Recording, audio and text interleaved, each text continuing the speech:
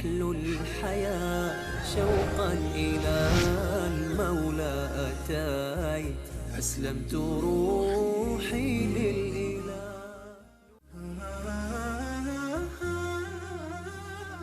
بسم الله الرحمن الرحیم. اللهم صل علی محمد وعلى آل محمد كما صليت على ابراهیم وعلى آل ابراهیم انك حمید مجید و بارک علی محمد وعلى آل محمد كما باركت على ابراهیم وعلى آل ابراهیم انك حمید مجید. عرض سلام دارم و ادب و احترام خدمت همه شما خوبان و سروران. بهترین شما کسی است که قرآن را یاد بگیرد و به دیگران یاد بدهد. رسول الله علیه السلام چه زیبا فرمود که بهترین این امت کسانی هستند که به دنبال یادگیری قرآن و یاد دادن قرآن کریم هستند. هر دو شرط باید اجرا بشه. من تعلم القرآن و علمه، کسی که یاد میگیره و یاد میده. تنها به یاد گرفتن خودمون اکتفا نکنیم، مرحله بعد یاد دادن به دیگران است. همچنان با شما عزیزان در برنامه آموزش روحانی قرآن کریم در راه دست یافتن به این حدیث شریف که به امید الله متعال از جمله کسانی باشیم که این حدیث به اونها بشارت بهترین امت را داده است، سعی میکنیم تا در راه یادگیری قرآن کریم و یاد دادن قرآن کریم با شما عزیزان در این راه عظیم و این تجارت عظیم شریک باشیم با درسی دیگر از تلاوت سوره های پایانی کلام الله مجید.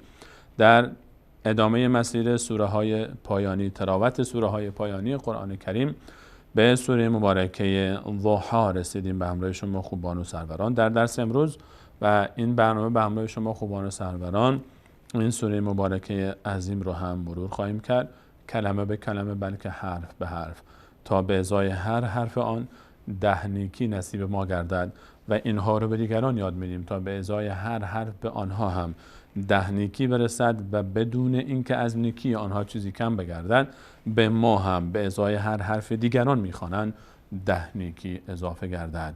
تجارت عظیمی است. و فی ذلک فلیتنافس المتنافسون. در این مسابقه بدید با یکدیگر در یاد دادن قرآن کریم به دیگران و در یاد گرفتن قرآن کریم قبل از اینکه به دیگران یاد بدیم. سوره مبارکه ضحی رو به همراه شما عزیزان آغاز میکنیم. تصویر این سوره عظیم رو با هم مشاهده میکنیم. سوره مبارکه الضحی یعنی چاشت، آن لحظه ای که آفتاب در روز به حدی بالا میاد تا دمای خورشید مقداری گرم میشه و آزاردهنده میشه در سرزمین هایی که گرم است. سوره ضحی، سوره الضحی. در ابتدای تلاوت همیشه فراموش نمی‌کنیم که اعوذ بالله من الشیطان الرجیم. الله متعال فرمود فاذا قرأت القرآن فاستعذ بالله. هر وقت قرآن میخوانید به الله تعالی پناه ببرید. اعوذ بالله من الشیطان الرجیم بسم الله الرحمن الرحیم. در ابتدای سوره مبارکه ضحی کلمه ضحی رو در اولین آیه این سوره عظیم داریم. والضحى و فتحه داره. الف وصل صاد کوچکی که روی اوست نشانه الف وصل است که دلالت میکنه که در وصل ما قبلش به ما بعدش این الف خوانده نمیشه. الف وصل وقتی که ما قبلش به ما بعدش وصل بشه در وصل خوانده نمیشه، اما اگر ابتدای آیه آمد خوانده خواهد شد که در این سوره ما نداریم چون این مثال. الا وقتی که علامتی بالا یا پایینش نباشه خوانده نمیشه. 4 حرف در مصحف شریف واو، الف، لام و یا که وقتی سر هم نوشته بشن میشه والی. این 4 حرف اگر هیچ علامتی بالا یا پایین آنها نبود خوانده نمیشوند. لام یک از این 4 حرف هست که زیاد مشاهده میشه در مثالهای قرآن کریم. ضاد تشدید داره. تشدید روی هر حرفی قرار بگیره آن حرف 2 بار خوانده میشه، چون در اصل 2 تا بوده، یکی ساکن بوده یکی ضمه. اینجا یکی حرکت داشته، ساکن رو حذف کردیم، برای ساده تر نوشته شدن به جاش علامت تشدید گذاشتیم. یک بار ضاد رو با آخرین حرکت ما قبل که فتحه واو هست میخوانیم و یک بار با ضمه خودش ضو و ضو. ها ه فتحه داره، بعدش الف آمده. این یا هر وقت روش الف قرار گرفت یا خوانده نمیشه، الفش خوانده میشه. اینجا فتحه ها بعدش الف آمده، صدای آ میگیره. هر وقت بعد از فتحه حرفی فتحه داشت بعدش الف آمد، چه به این شکل کوتاه چه بلند. مثل اینجا بلند نوشته شده، فتحه بعدش الف، صدای اینجا باز هم همون حکایت هست، فتحه بعدش الف، صدای آ میگیره آن حرف. اگر آن حرف از 8 حرف صاد، ضاد، تا، ذا، غین و قاف و خا و را بود پر خوانده میشه، یعنی دهان به سمت بالا باز میشه. اما اگر غیر از این حروف بود پر خوانده نمیشه. ها از این حروف نیست، پر خوانده نمیشه. والضحى نمیگیم والضحى، والضحى، والضحى. وال واو میچسبه به لام، الف در هنگام وصل میفته. واللی، واللی ساکن، این علامت ساکن روی هر حرفی قرار بگیره با آخرین حرکت ماقبل خوانده میشه. واللی، لی، واللیل اذا. زا پر خوانده نمیشه چون از حروفی نیست که پر خوانده بشه. فتحه بعدش حرف صدای آ میگیره اما پر نمیشه. واللیل اذا سجا، سجا فتحه بعدش حرف صدای آ میگیره اما پر نمیشه. جیم از اون حروفی نیست که پر بشه. واللیل اذا سجا. خط بعد میم فتحه داره بعدش حرف صدای آ میگیره اما پر نمیشه. ما ود، دال یک بار با واو خوانده میشه یک بار با فتحه خودش. ود، ود، ما ودعك، عاك، ما ودعك ربك، ربك، ما ودعك ربك وما قال. قا فتحه بعدش حرف صدای آ میگیره اما پر نمیشه. لام. وما قال، ما ودعك ربك وما قال. خط بعد ولل، لام میچسبه به لام. فتحه بعدش الف آمده، همزه فتحه داره بعدش الف آمده، صدای آ میگیره اما پر نمیشه.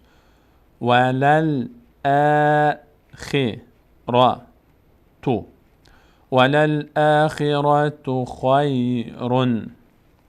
دو تا ضمه با هم و یا دو تا کسره با هم و یا دو تا فتحه با هم اسمش از تنوین. این تنوین یک رام ر بوده با ضمه‌اش، یک نون ساکن بوده کسب کردیم. هر جا ما تنوین یا نون ساکن دیدیم حتما عزیزان تا الان این قسمت برنامه این احکام رو باید حفظ کرده باشن. احکام نون ساکن که 4 قانون بود برای ساده تر خواندن نون ساکن و یا تنوین. هر وقت نون ساکن و یا تنوینی می‌بینیم بلا استثناء در کلام الله مجید بعد نگاه بکنیم که 4 قانون از اینها کدوم اجرا میشه. اگر بعد از نون ساکن یا تنوین نگاه می‌کنیم حرف بعدی چیه. اگر میم بود، اگر ب بود ببخشید، اگر بعد از نون ساکن یا تنوین ب بود به جای نون میم تلفظ می‌کنیم به خاطر ساده تر تلفظ تر شدن. این رو ما بهش میگیم اقلاب. و غالبا در این قانون همیشه میم رو نوشته شیخ عثمان طاها در مصحف شریف، مصحف عثمان طاها، آن نسخه‌ای که ما از روش داریم می‌خونیم به امر شما عزیزان. قانون دومی بود که بعد از نون ساکن و یا تنوین اگر یک از 6 حرف یا، را، میم، لام، واو و نون که سر هم نوشته میشه یرملون آمد، نون تبدیل میشه به حرف بعدیش هرچی بود. این رو میگفتیم قاعده ادغام، تبدیل شدن، داخل شدن یک حرف در حرف بعد. سومی اون وقتی است که قانون اظهار اجرا میشه و نون همون جوری که هست خوانده میشه. نون وقتی که بعدش حرف حلقی قرار میگیره، یک از 6 حرف همزه و ها، عین و ها، غین و خا از حلق ادا میشن، در این حالت خواندنش آسانه. به همین خاطر نون ظاهر میشه همون گونه‌ای که هست و نون این قاعده رو ما بهش میگیم اظهار. اظهار یعنی ظاهر شدن. اگر غیر از این سه حالت بود، غیر از این سه حالت، اون موقع قاعده چهارم اجرا میشه. قاعده چهارم بهش میگیم اخفا و نون ساکن رو مخفی میکنیم، در بینی از بینی ادا میکنیم و در نوشتن هم شیخ عثمان طاها این ساکن رو مخفی میکنه و نون ساکن وقتی اخفا بشه علامت ساکنش رو نمینویسه. این 4 قانون رو مد نظر عزیزان حتما هست. اینجا الان در مثال را تنوین داره بعدش لام اومده از حروف یرملونه. به جای اینکه بگیم خیرون به جای اون نون آخر لام تلفظ میکنیم. به همین خاطر لام تشدید گرفته. الان فکر کنید این ضمیر دوم نیست، یاره میچسبه به لام. خیرل لک، اون لک سر جاشه، لام اول همون نون ساکنی که تبدیل به لام شده. خیرل لک منل او، ضمه بعدش واو اومده صدای او میگیره، او فتحه بعدش الف صدای آ میگیره، اولا پر هم نمیشه. وللآخرة خیر لک من الاولا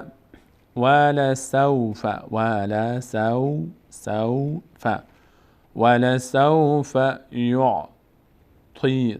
کسره وقتی بعدش صدای یا میاد، حرف یا میاد، صدای ای میگیره. کسره در حالت عادی میشه ا، اینجا میشه یعطی. چون یا آمده میشه طی، یعطیک ولسوف یعطیک ربک فترضی. زا فتحه داره، بعدش الف آمده، صدای آ میگیره. و ضاد از اون 8 حرفی است که پر خوانده میشه. نمیگیم فترون ض، نه فترون ضا، دهانو سمت بالا باز میشه. فترون ضا، این علامت مده. وقتی بخوانده میشه که یعنی الف زیرش کشیده میشه که ما بخوایم ادامه بدیم قرائت رو و اینجا نفس نگیریم به این شکل. ولسوف یعطیک ربک فترضی الم. اگر ادامه بدیم این مد خوانده میشه. اما اگر ادامه ندیم قانون اینه که در آخر آیه هر حرکتی و حتی مد هم میفته وقتی که ساکن بشه و آخر بخوایم توقف بکنیم میشه فترضی الم. الم یجد، یجد. در حروف ساکن 5 حرف هستن وقتی که ساکن باشن، قاف، تا، با، جیم و دال سر هم نوشته بشه میشه قطب جد. وقتی که در هنگام ساکن تلفظش میکنیم اصل در ساکن اینه که حرکت نکنه، اما در این 5 حرف استثناء قاف، تا، با، جیم، دال مقداری حرکت خیلی خفیف انجام میشه. یجد، یجد، نه به حدی که حرکت فتح و کسر و ضمه مشاهده بشه درش، نه، یک لرزش کوچک در مخرج خودش داره. یجد که الم یجد، همین لرزش کوچک رو ببین، اگه لرزش نبود چی میشد؟ یجد، یجد. اما لرزش یجد، این لرزشی که به حرکت نکشه، نشه یجد، یا قدم نشه، بهش میگیم قلقله، یعنی لرزیدن. الم یجد که، الم یجد که یتیما، تنوین بعدش فی آمده مخفا میشه، یعنی از بینی ادا میشه. یتیما، این الف چرا نوشته میشه؟ به خاطر اینه که اگه اینجا توقف کنیم یتیما میشه.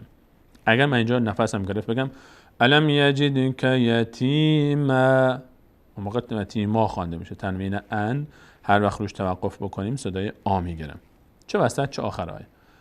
و همین خاطر همیشه تنوین ان وقتی آخر این حرف باشه یک الف پشتش هست. الم یجد که یتیما فآوی، هم الف هم واو هم همزه هم واو صدای الف میگیرن اما پر نمیشن. فآوی ووجدك ووجدك ووجدك ضالا. ضاد فتحه داره بعدش الف صدای آ میگیره و از اون حروفی هست که پر خوانده میشه، دهان به سمت بالا باز میشه. علامت مد روی الف هم اشاره داره که باید کش بیاد. وا، لام تشدید داره و تنوین هم داره. یک تشدید داره یعنی 2 تا لامه، لام اول ساکنه، لام دوم فتحه داره، یک نون ساکن هم بوده که حذفش کردیم به جاش این علامت رو گذاشتیم. این لنه. الان لن یک لام ساکن هم داره. لام ساکن رو با چی میخونیم؟ اینجا لام ساکن رو با خود این مد میخونیم، یعنی آخر مد میچسبه به لام. وال، لام اول رو با امتداد مد من میخونم. هر جا تشدید بعد از مد قرار گرفت، تشدید بعد از مد قرار گرفت، چون خود این مد یک حرکت حساب میشه، حرکت کشیده، آن تشدید به همراه اون مد خوانده میشه، نه به همراه فتح. اینجوری نمیشه ظل، اینجا که ضاد نمیچسبه بلام، خود این مد یک حرکت هست، حرکت کشیده هم هست، بلند میچسبه بلام. وال لن، اینطوری میشه. تنوین بعدش فی آمده چه میشه؟ اینجا باز اخفا میشه. تنوین بعدش فی آمده اخفا میشه، تنوین از بینی ادا میشه. و وجدک ضالا فهدی، دال فتح بعدش الف صدای آ میگیره اما پر خوانده نمیشه. و وجدک ضالا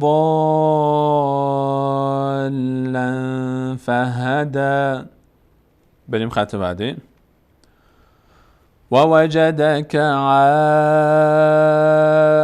ووجدك فتح بعدش الف صدای آ باریک هم خوانده میشه، پر هم نمیشه و کش هم میاد. ووجدك عائلا،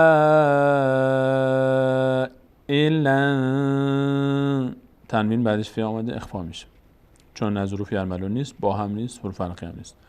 اینجا تنوین در بینی مقداری صداش گیر میکنه، از بینی ادا میشه. عائلا فاغنى، فتح بعدش الف صدای آ میگیره. فأمل فأمل، این به تنهایی میشه فاما. میم وقتی تشدید داره یک بار به همراه ما قبل خوانده میشه یک بار با فتح خودش. بعدش الف اومده صدای آ میگیره، باریک هم خوانده میشه. میم تشدید دار و نون تشدید دار همیشه وقتی تلفظ میکنیم مقداری صدایشون رو در بینی نگه میداریم در هنگام تشدید که این قاعده رو بشه میگیم غنه.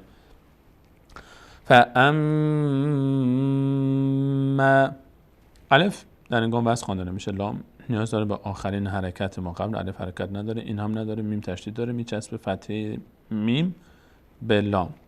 فامل دیگه نمیگه فاما، این به تنهایی میشه اما چون باید بچسبونیم به کلمه بعدی اینجا دیگه میشه فامل، میم میچسبه به لام.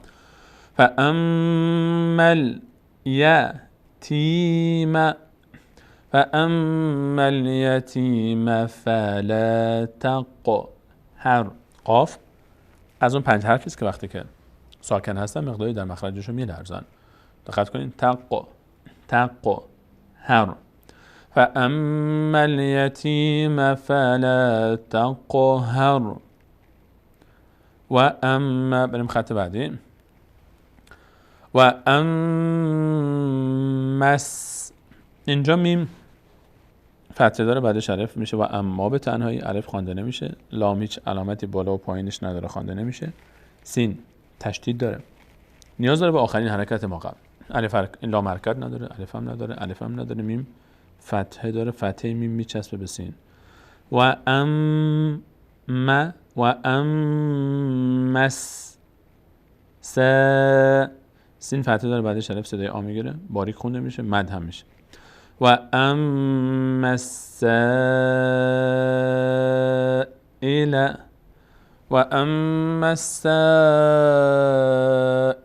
فلا تنهر. نون اینجا علامت ساکنش اظهار شد، کاملا ظاهره، چون نون ساکن بعدش هی آمده، هی دو چشم از حروف حلقی، حروفی که از حلق ادا میشن و هر وقت بعد از نون ساکن حرف حلقی بیاد اون موقع نون ساکن اظهار میشه، همون گونه که ظاهر میشه. فلا تنهر اینجا دیگه نمیسته، نمیگیم تنهر، نه، بس سری جایی که اظهار میشه بس سری ظاهر کنیم، بریم رد بشیم، روش توقف نکنیم. فلا تنهر. و اما اینجا و اما همون جوری که هست خوانده میشه. ببینیم مثال های اینجا هم اما داشتیم، حالا اینجا فاما بود، اینجا و اما همون اماست. اینجا اما همون گونه که هست خوانده میشه. و اما اینجا نشد فاما، شد فامل. چرا اما نشد الف افتاد؟ چون مجبور بودیم بچسبونیمش به حرف بعدش. اما اینجا چون حرف بعد ساکن نیست نمیچسبونیم، اما همون گونه که هست خوانده میشه. و اما بنعمت ربک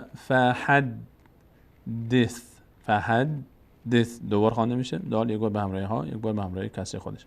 فحدث. این سوره رو یک بار از ابتدا به همراه شما عزیزان دوباره تلاوت میکنین. بسم الله الرحمن الرحیم.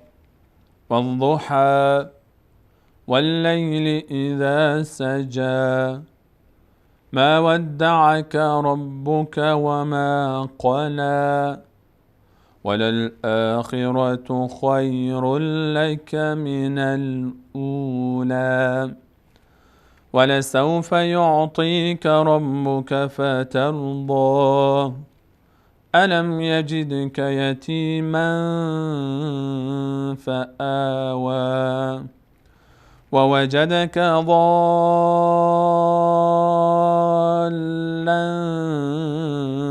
فهدى ووجدك عائلا فأغنى فأما اليتيم فلا تقهر وأما السائل فلا تنهر وأما السائل فلا تنهر وأما بنعمة ربك فحدث. این هم از سوره مبارکه والضحی بود که خدمت شما عزیزان تلاوت کردید. امیدوارم که عزیزان در این سوره مبارکه هم اگر جای سوالی و شبهه‌ای داشتن برطرف شده باشه. باز هم تاکید میکنم فراموش نکنید که هر کسی که به دست من و شما قرآن خواندن یاد بگیره و سبب بشیم تا قرآن خواندن یاد بگیره، هم برای اون یک خیر کثیر است که به ازای هر حرف کلام الله مجید 10 نیکی برای اون نوشته خواهد شد و هر آنچه که او تلاوت میکنه بعد از این در زندگی خودش، در نمازها، خارج از نمازها، آنچه که ما سبب شدیم تا یاد بگیره، علاوه بر این که به حساب اون نیکی نوشته میشه، یک نسخه به حساب من و شما هم نوشته میشه بدون اینکه از حساب اون چیزی کم بشه. و وقتی اون به دیگران یاد بده برای اون نوشته خواهد شد و برای ما هم از دیگران باز هم اجر و پاداش خواهد رسید، چون ما سبب شدیم تا اونها یاد بگیرن. این تجارت عظیمی است. عبادت هایی که خیرشون جمعی است. یک عبادت فردی است که من برای خودم تلاوت میکنم، شما شخص خودتون برای خودت تلاوت میکنی، یاد میگیری برای خودت تلاوت میکنی. شما یک نفری، هر چقدر تلاوت بکنی یک نفری. اما وقتی به دیگران یاد میدی، وقتی به هزاران نفر یاد بدی، وقتی به صدها نفر یاد بدی، وقتی میلیون‌ها نفر قرآن خواندن یاد بگیرن، اون موقع شما چند میلیون نفر میشی، اون موقع شما چند هزار نفر میشی. اون موقع این سلسله افرادی که به دست شما و شاگردان شما و شاگردان شاگردان شما تا قیام قیامت یاد میگیرن، همه اینها به حساب ما نوشته خواهد شد و به حساب شما. این تجارت بسیار عظیمی است. فراموش نکنیم این تجارت رو، ظاهرش خیلی ساده است اما خیلی عظیم است. به همین خاطر رسول علیه السلام فرمود بهترین شما کسی است که قرآن را یاد بگیرد و به دیگران یاد بدهد. هر دو شرطش است، هم یاد گرفتن و هم یاد دادن. تا برنامه بعد همه شما عزیزان رو به الله متعال می سپارم و در برنامه بعد باز هم به همراه شما عزیزان آیات دیگر از کلام الله مجید رو مرور خواهیم کرد. همراه ما باشید حتما. الله یار و نگهدار شما.